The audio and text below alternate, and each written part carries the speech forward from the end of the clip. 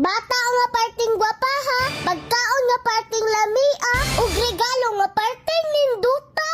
Kay karon ang gender reveal sa anak ni mama ug ni papa. What's up guys? Karon dayong adlaw uban ni Mininyo. Kay karon ang gender reveal sa anak ni mama ug ni papa. Samtang naami sa dalan, naami nakitaan. Oops, taysa, naihatag ako ang tita. Manebuki nga parting daghana. Napadyoy regalo nga parting ninduta. Mao ni si tita ug si tito nga parting butana.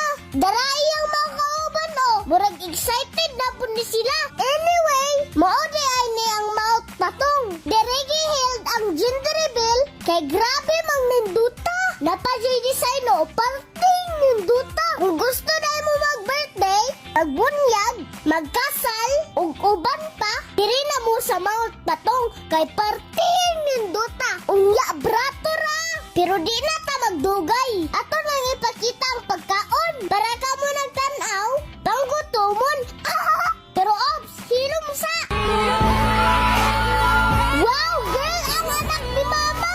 Pero paminawa sa akong istorya. Padugagan